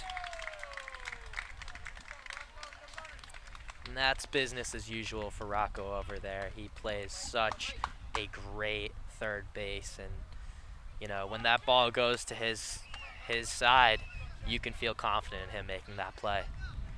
So with 1 out and nobody on here in the top of the 6th, stepping to the plate is Mike Nestor. First pitch just outside. Nestor was the starting pitcher for Medford today. He threw 3 shutout innings before being relieved by Mitchell. He's now playing first base. The 1-0 pitch. Inside this time, ball 2. Levin's not afraid to come inside, challenge you. Some guys are afraid of hitting the batter, but Levin has clearly proven that is not the case. The 2-0 pitch. Catches the low corner, strike 1. You could make a cubism artist very happy with all the corners that Levin is painting today. That's the name of the game. He really lives there. 2-1 the count. The pitch swung on and skied out to right center. Outfielders on their horse, and it flies over to Silverman. That was one where it looked like it might drop in between them, but between just a little too much hang time and a little bit of wind pushing it towards center field, I think it made it an easier catch for Silverman. Yeah, off the bat, I thought it was going closer to right field towards Aiden Chin, but the wind pushed it towards Silverman. So now up is Aiden Barry. First pitch, just a bit low, ball 1. Aiden Barry, the third baseman, number 32, and a lefty hitter, and responsible for all of Medford's 2 runs. The 1-0 pitch from Levin is high for ball 2. His last time at the plate, he flew out to left field to start the top of the 4th inning. He's currently 1 for 2 today. 2-0 pitch. outside, ball 3. And he clearly is not afraid to swing the bat against Levin. Hasn't gotten anything to do that on in this at-bat yet. The 3-0 pitch. Catches the low end this time, strike 1. I love that even on a 3-0 pitch, when you know he's not swinging, he still paints that inside corner, that low inside corner. 3-1 pitch from Levin. Swung on and fouled down the first base line, strike 2.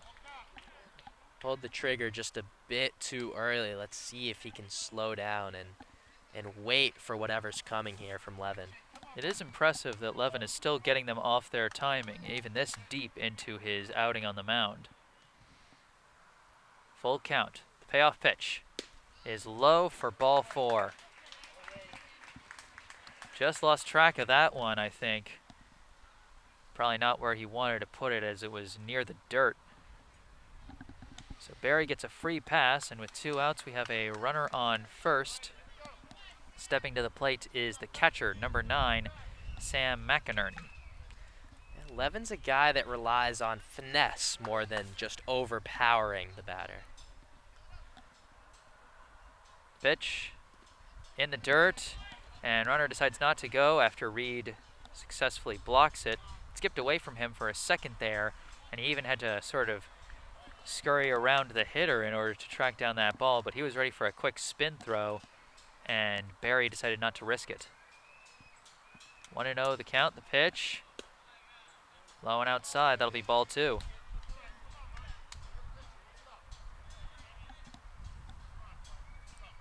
Top of the 6th inning, 2 outs, runner at first. Medford 2, Brookline 1. The pitch from Levin. Swung on and connected. This one's going to go out to left center. This one's probably going to drop. It drops. It's going to the wall. This one might bring in a run. Golding is tracking it down all the way at the fence. This one's going to go for 3 bases. McInerney comes in standing up at third with a triple to left center as Barry comes in to score. That ball was absolutely hammered, and here comes Coach Bucci either having a talk with Levin or potentially bringing in relief pitcher John Kim.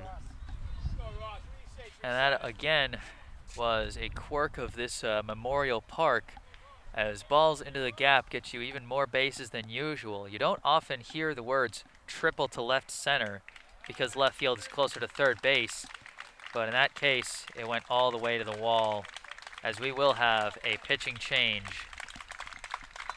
As after 5 2/3 innings, Jake Levin trotting into the dugout with his team trailing 3-1.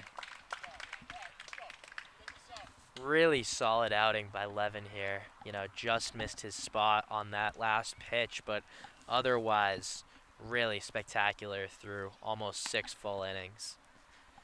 Now taking over on the mound will be number 47, John Kim. And like I said, the last outing Kim had was against Waltham this postseason during the elimination round. He got the start and got the win in that game, pitched 5 1/3 shutout innings, 4 hits, 2 walks, and 5 strikeouts.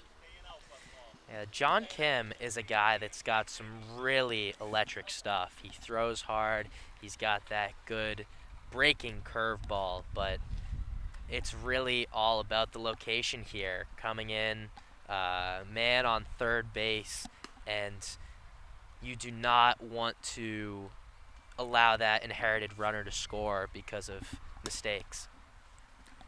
John Kim definitely looking to control the damage here in the top of the 6th, as Medford has increased their lead to 3-1, courtesy of a triple to left center by the runner now at third base, and that's Sam McInerney. So now stepping to the plate is number 37, number 37, the now second baseman, Ross Dyer. 2 down, runner at third. Medford leads Brookline 3-1. Kim sets for his first pitch. He delivers, drops low in the dirt, ball 1. Yeah, that's the one thing you were talking about. The one thing I always see every time I see Kim on the mound, he's got mad curve. Like a pitch will start like 10 feet above your head and then it drops into the strike zone. When he gets that, it's money. He's also got that high leg kick, so a lot of anticipation as he delivers that ball. 1-0, the count to Dyer. Pitch, and it's tipped for strike one. Almost tipped into the glove. But either way, it counts as a strike, and it'll be a 1-1 count.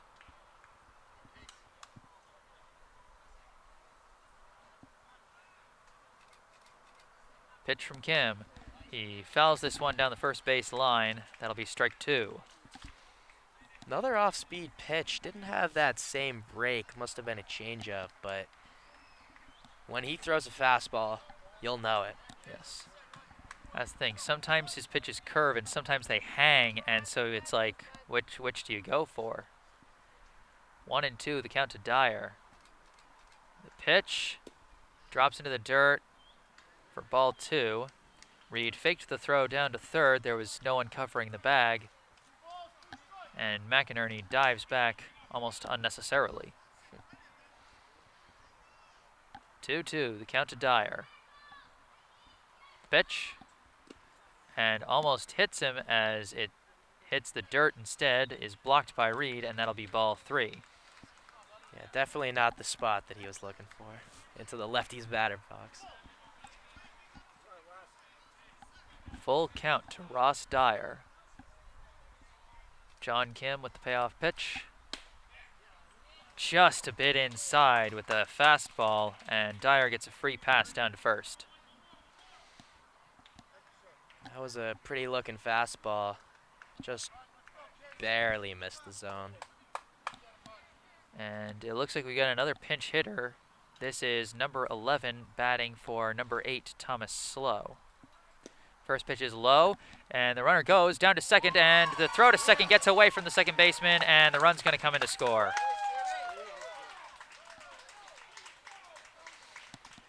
So some aggressive defense from Brookline as they tried to throw the runner out at second, but Dyer successfully steals second while McInerney scores on the throwing error. Medford now leads Brookline 4-1. The 1-0. Drops into the zone. There was that curve. 1-1 now the count.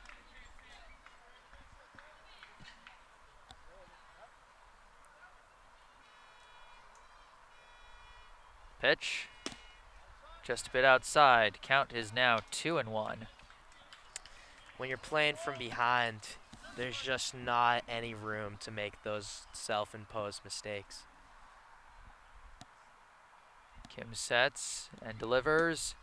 It's low for ball three.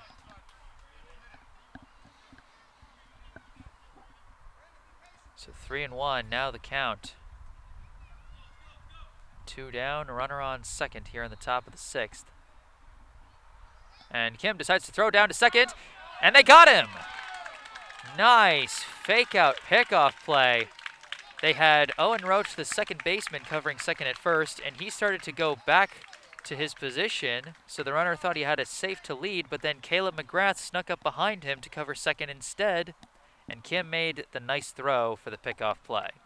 And the giveaway there was that John Kim, who typically has that big leg kick, just came perpendicular to the ground 90 degrees and then sharply turned and found McGrath waiting for him, able to get that out at second base. And we've got another substitution on the mound, and it's Mike Nestor. He's back. Mike Nestor, who pitched the first 3 innings before being relieved by Matt Mitchell, now coming back after a 2-inning break as Mitchell pitched the 4th and the 5th innings. He gave up 1 run as Brookline cut the Medford lead in half at the time. Medford has now expanded their lead to 4-1. I said earlier, the only possible explanation for him coming out was arm discomfort or reaching a pitch limit. And I guess I overlooked the third option, which was pitch, come out for 2 innings, and then re-enter, which is, you know, not a typical thing you'll see. I know that if you come out from the pitching position and then go to a fielding spot, you are able to come back in, but really not something we see all that much. No. And part of what I wonder as the warm-up pitches come to an end is we saw him getting visibly frustrated at the end of his first stint on the mound, and you wonder if maybe they just took him off the mound to cool him down for a couple innings, recenter himself, and come back in. As leading off for Brookline this inning, number 27, the designated hitter, Eli Rothman. Nestor back for another pitch. In there for strike 1. Rothman had a great game yesterday, some really timely hitting. We'll see if he can do that again today. Pitch. Catches the inside corner again, strike 2. Nestor comes out dealing. Quick 0-2 count to Rothman. The 0-2 pitch. Got him swinging, mixed him up with the curveball, and Rothman goes down on 3 pitches. He was fooled. He came in with those 2 really hot fastballs, and then all it took was a curveball to, you know, have him flying. And now batting for Brookline, the first baseman, number 6, Jack Martell. First pitch, curves into the outside corner, strike 1. Nestor's working really quick. Nestor coming out very aggressive in his second stint on the mound today. The pitch, that time it's low and inside, ball 1. And you know, we talked before about getting used to different pitchers, you know, coming from the left and right side, and now they've gone left, right, left. It's like they're a boxer throwing a combo punch at you. The 1-1 pitch in there for strike 2. Brookline is watching too many pitches go by.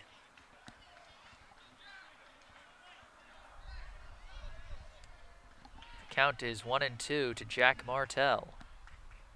1 out, nobody on. The pitch. Oh, it catches the low corner. A delayed call from the ump, and he gives Martell the strikeout looking. Brookline needs to take the bat off their shoulders. We've seen a lot of called pitches go by, and at a certain point, it's less about a bad call and more about getting used to the umpire's zone, because what's done is done.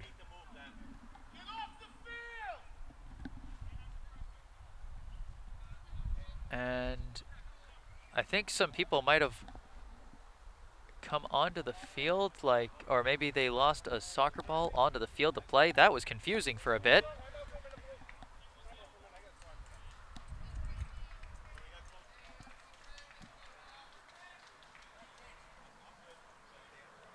And we got a brief timeout by one of the Medford coaches, as getting ready to come to the plate for Brookline with 2 down is Brage Golding. Of course, Brage responsible for Brookline's lone run of the game. Got an RBI triple back in the 4th inning. He is now up with no one on and 2 out. Pitch from Nestor. He bunts. It's going down the third base line. Is it going to stay fair? No. It took a rare, weird bounce off of the turf. You usually don't see the ball, you know, bounce in a new trajectory, but that time it went right, left, and then eventually just bounced foul down the third base line. And that was more the spin off of the bat than the actual bounce of the ball. 0-1 the count. Swung on and missed. Strike 2. 0-2 the count. Nestor gets a pitch he likes. Lines up for the 0-2. Pitch. Swung on and missed. He got him with the high heat. 3 up, 3 down, all on strikes in the bottom of the 6th. And as we get ready for the final inning of regulation, the score is Medford 4, Brookline 1.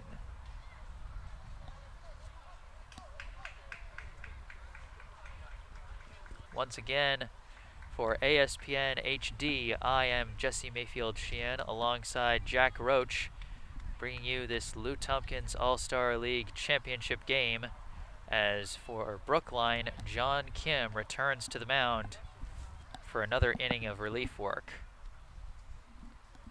Last inning, Brookline managed to get 2 outs pretty quickly, but then a 2-out walk and a 2-out triple by Sam McInerney drove in an insurance run and booted Jake Levin off the mound. And after that, another 2-out walk, and then a double steal resulting in a throwing error brought in another run before John Kim came up with a nice pickoff play at second base to end the inning.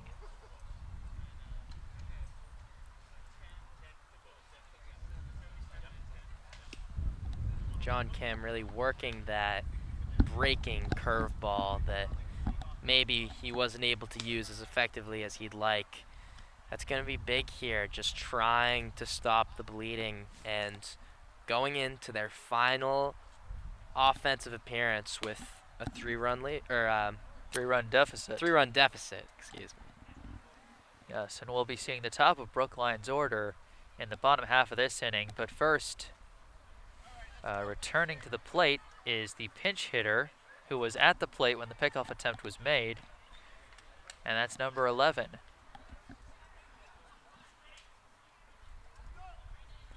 Pinch hitting for Thomas Slow. First pitch from Kim. Catches the high corner, strike one. Pretty looking pitch. 0-1 the count. Kim delivers, and that one just hung high for ball one. When you see the ball just like rise 6 feet, you know that wasn't where he wanted that pitch to end up. 1-1 the count. Pitch. He can't get it to dip in time once again, and that'll be ball two.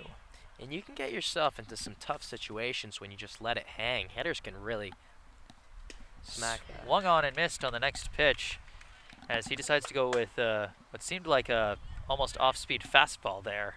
Not quite his fastest throw, but still pretty straight. 2-2 the count. The pitch. And it's grounded down the third base line. This one's going to go for at least one. And he decides to hold at first as Golding tracks it down quickly in left field. That ball just ricochets so quickly off the turf field. And now coming to the plate, we got another pinch hitter. This is number 2, Sam Grant, batting for Shane Grant.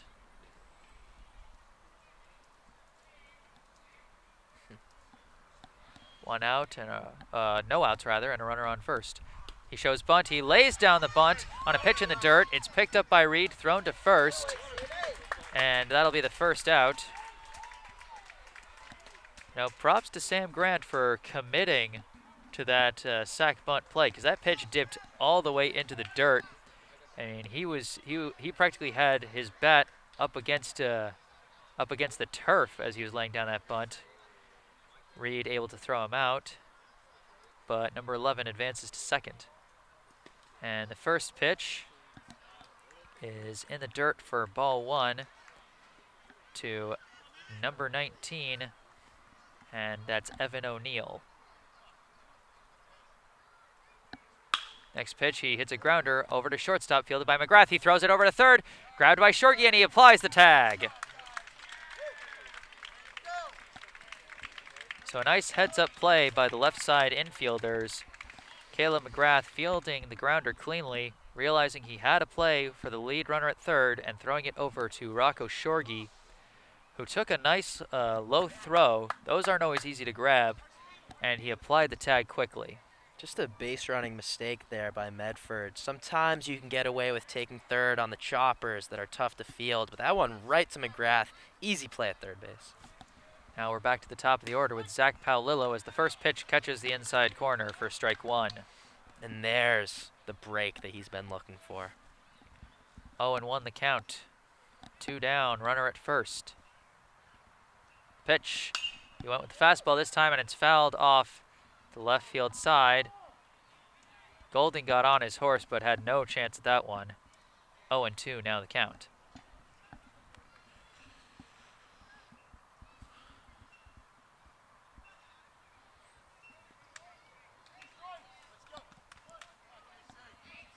Zach Paolillo facing an 0-2 count against John Kim, who checks the runner Evan O'Neill at first. The 0-2 pitch. Swung on and sent out to center field. Silverman lets it drop in front of him, and that'll be a single to center.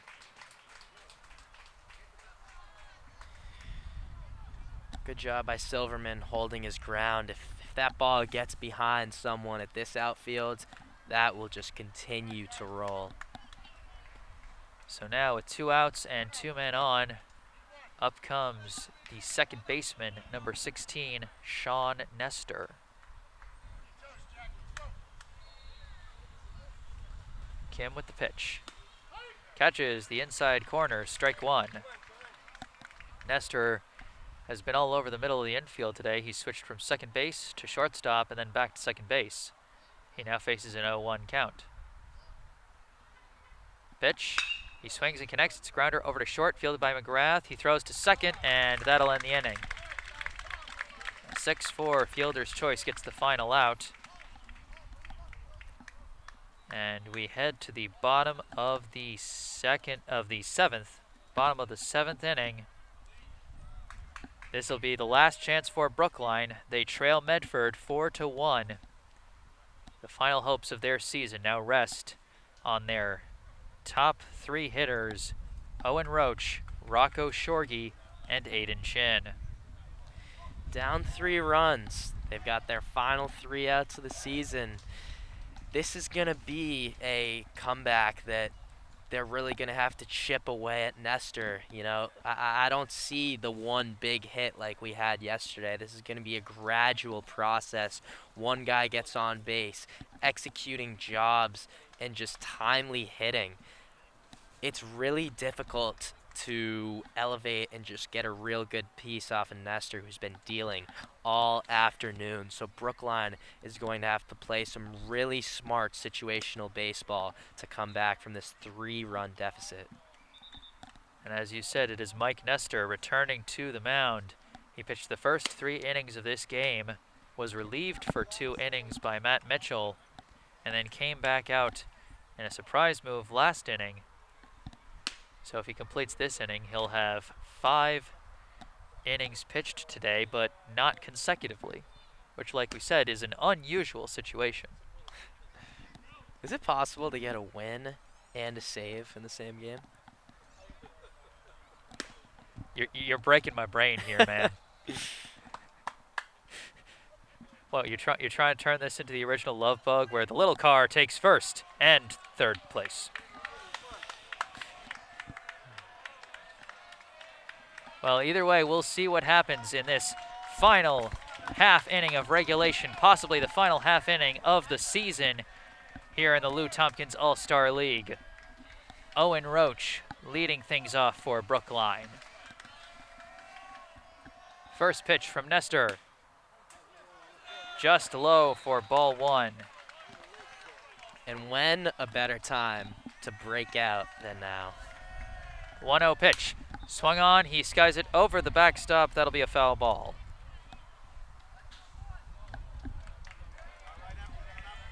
As you say, Owen Roach still looking for his first hit of the postseason. He did reach base earlier today with a walk and was ultimately stranded at third. The pitch. Just low again for ball 2. Roach showing that patience early in this final inning. The 2-1 from Nestor.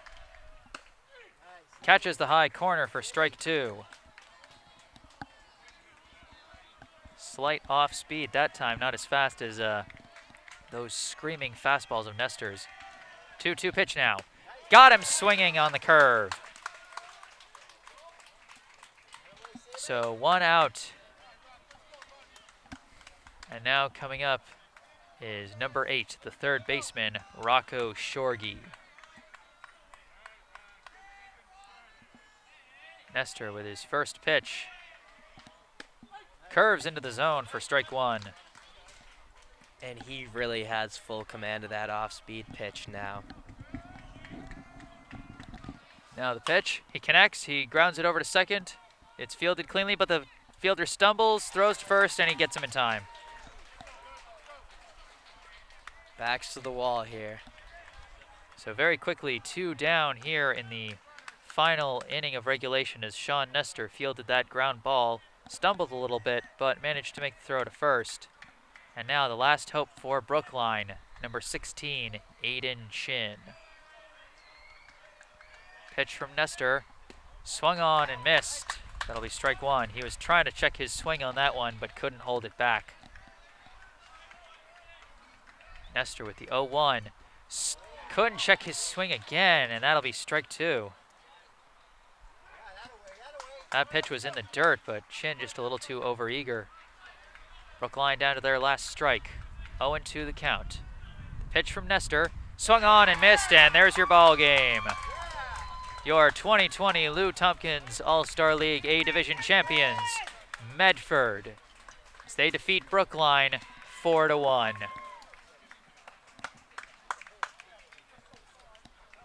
I am Jesse Mayfield Sheehan alongside Jack Roach, and we'll have a brief post-game wrap-up after this, so be sure to stay tuned. Hey world, I have a quick message. It's about safe driving. All right, let's go.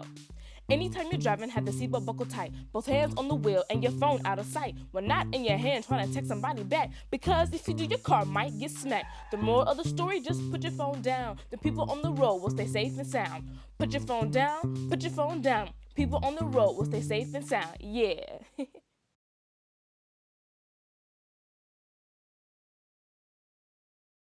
And we are back here at East Boston Memorial Park, where Medford is celebrating their victory over Brookline 4-1 here at the Lou Tompkins All-Star League A Division Championship game. Medford with a stellar pitching performance with the tandem of Mike Nestor and Matt Mitchell, as we will be here to give you the trophy celebration, handing out of the trophy to Medford as they celebrate a well-earned win. Yeah, Medford wasn't the highest seed coming into this tournament, but their stout pitching has keyed their way to this win. As they always say, defense wins championships.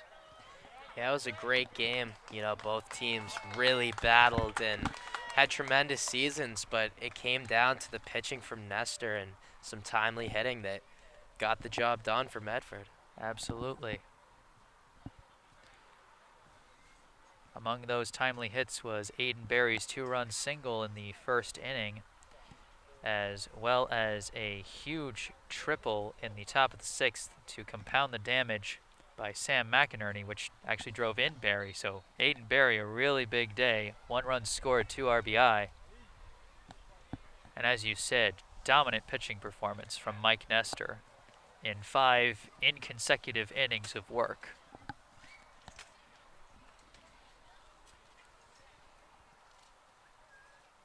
So they've got the trophies out, and they're getting ready to hand them out.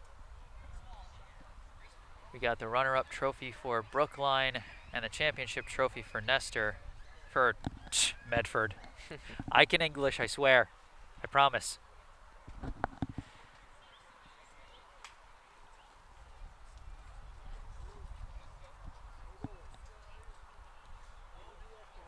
Once again, I am Jesse Mayfield Sheehan, coming to you live from East Boston Memorial Park alongside Jack Roach.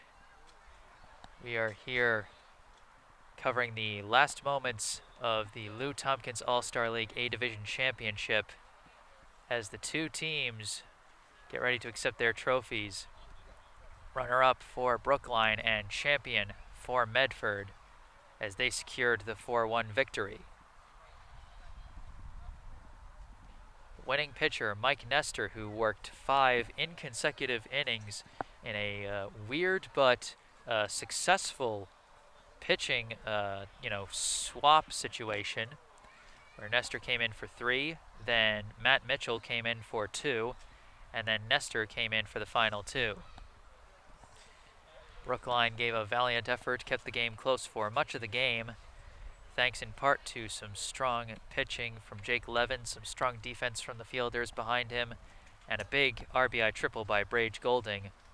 But it couldn't keep up with the 2-run single by Aiden Barry and the RBI triple from Sam McInerney, as we see what appears to be Caleb McGrath coming out along with Coach John Bucci to accept the runner-up trophy on behalf of Brookline.